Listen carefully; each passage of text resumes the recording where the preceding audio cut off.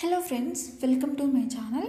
ఈరోజు ఈ వీడియోలో ముఖ్యంగా ఫుడ్ లవర్స్కి, అతి ముఖ్యంగా నాన్ వెజిటేరియన్ ఇష్టపడే అందరికీ ఇష్టమైన చికెన్ దమ్ బిర్యానీ చూపించబోతున్నానండి. ఇప్పుడున్న సిచ్యువేషన్లో బయట నుంచి ఫుడ్ ఆర్డర్ పెట్టుకొని తినాలంటే కాస్త ఆలోచించాల్సిన విషయమే. అందుకే ఈరోజు ఈ వీడియోలో ఇంట్లోనే తక్కువ మసాలాలతో ఎక్కువ టేస్ట్తో అద్దరిపోయే చికెన్ దమ్ బిర్యానీ ఇప్పుడు నేను మీకు చేసి చూపించబోతున్నాను. మరి ఇంకెందుకండి లేట్, ప్రాసెస్ స్టార్ట్ చేసేద్దామా? అయితే ఈ వీడియో కనుక పూర్తిగా స్కిప్ చేయకుండా చూడండి. వీడియో కనుక నచ్చితే లైక్ చేయండి, కామెంట్ చేయండి, షేర్ చేయండి. సో ప్రాసెస్ అయితే ఇప్పుడు స్టార్ట్ చేసేద్దాం. ఈ చికెన్ బిర్యానీ చేయడం కోసం ఇక్కడ నేను 1/2 kg అంటే 500 గ్రాముల చికెన్ని తీసుకున్నానండి. చికెన్ని 2-3 సార్లు శుభ్రంగా కడిగి తీసుకున్నాను. ఇప్పుడు చికెన్ని మ్యాగ్నేట్ చేసుకోవాలి. దానికోసం ఇక్కడ నేను ఒక మిక్సీ జార్లో అల్లం వెల్లుల్లి పేస్ట్ని పట్టుకున్నానండి. అల్లం వెల్లుల్లి పేస్ట్ ఫ్రెష్గా పట్టుకోవడం వల్ల టేస్ట్ ఇంకా బాగుంటుంది బిర్యానీకి. తర్వాత అదే జార్లోకి ఒక 6 పచ్చిమిరపకాయలని తీసుకున్నానండి. 1/2 kg చికెన్కి 6 పచ్చిమిరపకాయలు అయితే కరెక్ట్గా కారం సరిపోతుంది. కారం లేని పచ్చిమిరపకాయలు అయితే ఇంకో 2-3 ఎక్స్ట్రా కూడా యాడ్ చేసుకోవచ్చు.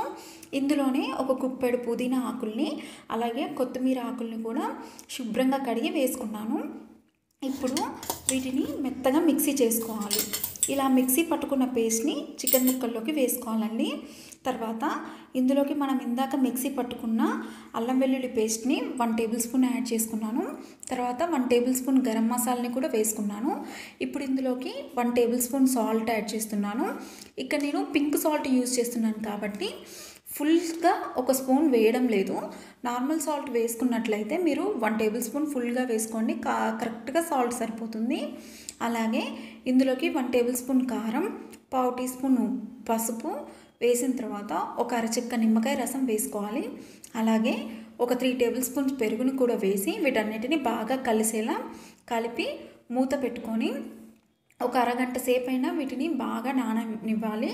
చికెన్ ముక్కలకి ఇవన్నీ బాగా పట్టి నానితే ఇంకా టేస్ట్. ఈలోపు బియ్యం ఉడికించుకోవడానికి ఒక గిన్నెని తీసుకొని అందులో 1 గ్లాసు బాస్మతి రైస్ వేసుకోవాలండి. ఈ బియ్యాన్ని 1కి 2 సార్లు మంచిగా శుభ్రంగా కడగాలి. అయితే ఎక్కువగా ప్రెస్ చేస్తూ కడగడం వల్ల బియ్యం అనేది విరిగిపోతాయి. జస్ట్ లైట్గా కలుపుతూ కడుక్కోవాలి. ఇలా కడిగిన బియ్యాన్ని ఏ గ్లాస్తో అయితే మనం రైస్ తీసుకున్నామో ఆ గ్లాస్కి 3 సార్లు ఎక్కువ వాటర్ తీసుకోవాలండి. ఇక్కడ నేను తక్కువ క్వాంటిటీ బిర్యానీ చేస్తున్నాను కాబట్టి 1కి 3 గ్లాసుల చొప్పున నీళ్లు పోసుకున్నాను.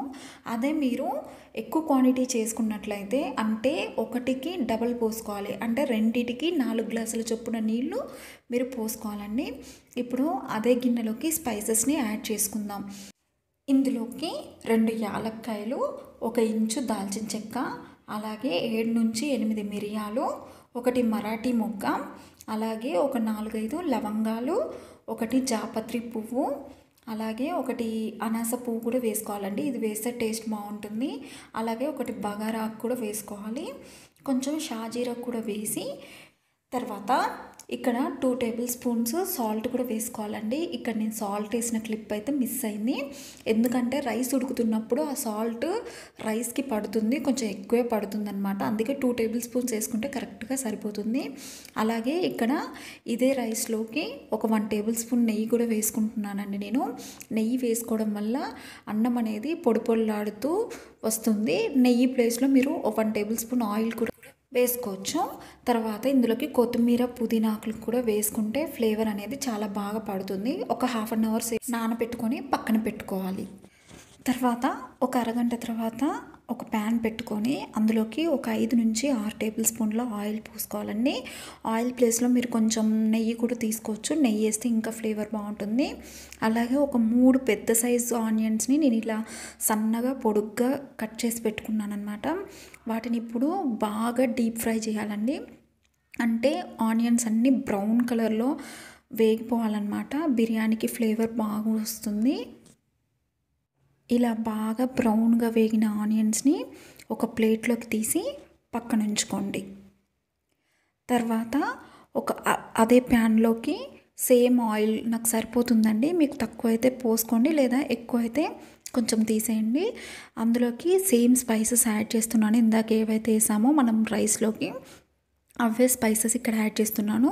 ఒక బగారా ఆకు, మిరియాలు, షాజీరా, యాలకులు, అలాగే లవంగాలు, ఒకటి అనాస పువ్వు, ఇవన్నీ కూడా నేను యాడ్ చేసి కొంచెం ఫ్రై చేసుకోవాలండి.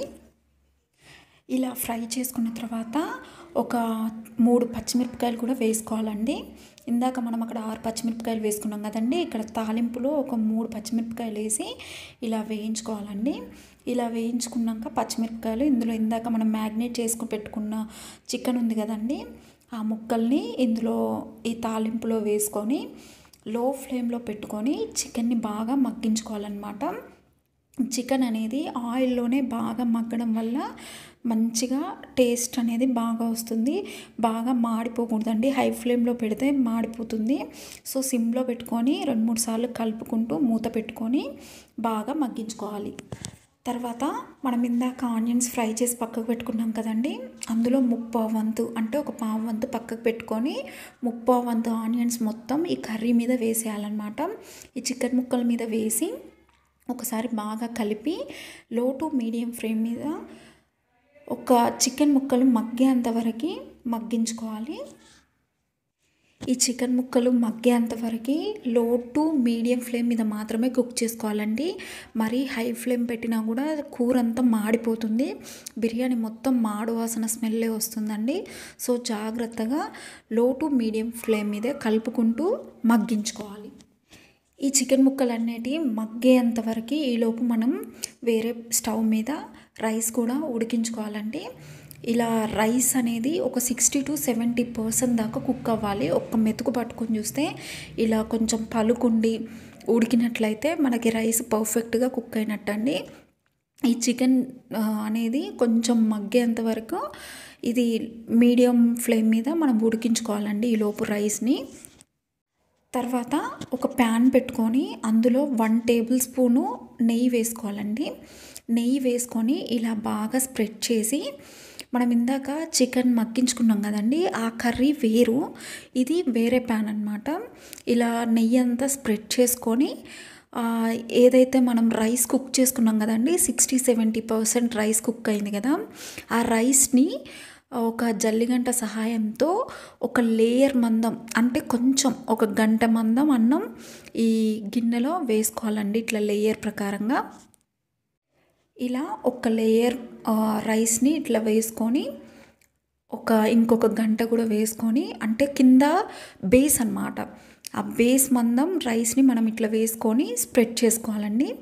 ఇలా స్ప్రెడ్ చేసుకున్న తర్వాత మనం ఇందాక ఏదైతే చికెన్ కర్రీ చేసుకున్నాం కదండి, ఆ చికెన్ కర్రీని ఇక్కడ ఈ స్ప్రెడ్ చేసుకున్న రైస్ మీద వేసుకోవాలండి. మొత్తం కర్రీ మొత్తం మనం ఏదైతే 1/2 kg కర్రీ చూసుకున్నాం కదా అది వేసుకోవాలండి. అయితే చికెన్ కర్రీ వేసుకునే ముందు మధ్యలో మనం ఇందాక ఫ్రైడ్ ఆనియన్స్ వేసుకున్నాం కదండి, ఆ ఫ్రైడ్ ఆనియన్స్ని ఒక లేయర్ మందం వేసుకోవాలి. కొత్తిమీర మీ దగ్గర పుదీనా, కొత్తిమీర ఇవన్నీ ఉంటే కూడా ఒక లేయర్ మందం వేసుకోవాలి. తర్వాత వాటిపై నుంచి ఈ కర్రీ ఏదైతే ఉందో జాగ్రత్తగా నీట్గా స్ప్రెడ్ చేసుకోవాలన్నమాట. ఇలా మొత్తం కర్రీని స్ప్రెడ్ చేసిన తర్వాత పైనుంచి మిగిలిన రైస్ ఉంది కదండి, అదన్నీ మళ్ళీ లేయర్స్ ప్రకారంగా మొత్తం రైస్ని వేసేసుకోవాలన్నమాట. అయితే ఇక్కడ మీ దగ్గర కలర్ ఉంటుంది కదండి, ఫుడ్ కలర్ ఉంటే కొంచెం వాటర్లో కలిపి మధ్యలో వేసుకోండి. లేదంటే సాఫ్రాన్ ఉంటుంది కదండి, అదైనా కొంచెం పాలలో కలిపి వేసుకోవచ్చు. బట్ నేను ఇక్కడ ఫుడ్ కలర్ అనేది యూజ్ చేయట్లేదండి, కెమికల్స్ అనేసి. నేను పాలల్లో వేసిన కుంకుమ పువ్వు కూడా లాస్ట్లో పైన లేయర్ లాగా వేసుకుంటాను, కానీ మధ్యలో ఏం వేయట్లేదండి ఎక్స్ట్రా. సో ఇట్లా మొత్తం లేయర్గా రైస్ అంతా స్ప్రెడ్ చేసుకున్న తర్వాత పుదీనా, కొత్తిమీర, అలాగే ఫ్రైడ్ ఆనియన్స్ ఇంకా కొన్ని మిగిలి ఉన్నాయి కదండి, అవి కూడా ఇట్లా స్ప్రెడ్ చేసేసుకొని నీట్గా వీటి మీద ఇందాక మనం రైస్ ఉడకబెట్టుకున్న వాటర్ ఉన్నాయి కదండి, వాటిని ఒక 2-3 టేబుల్ స్పూన్స్ అన్నీ వాటర్ ఇట్లా చల్లుకోవాలన్నమాట. ఇట్లా మొత్తం ఈవెన్గా చల్లుకోవడం వల్ల మనకి మంచిగా కుక్ అవుతుంది రైస్, చికెన్ మొత్తం బాగా కుక్ అవుతుంది అన్నమాట. సో తర్వాత ఇక్కడ నేను ఒక మంచి క్లాత్ తీసుకొని, కాటన్ క్లాత్ తీసుకొని ఇలా వేసుకొని 2 మూతలు పెట్టి దానిపైన ఒక బాగా వెయిట్ పెట్టానండి. దమ్ అనేది బయటికి పోకుండా మంచిగా దమ్ కుక్ అవుతుంది బిర్యానీ అనేది. మీ దగ్గర ఇంకేమైనా టిష్యూ పేపర్స్ లాంటివి, అల్యూమినియం పేపర్స్ ఉంటే కూడా అట్లయినా పెట్టుకోవచ్చు, లేదంటే పిండి కలిపి కూడా చుట్టూ పెట్టుకొనైనా దమ్ చేసుకోవచ్చు.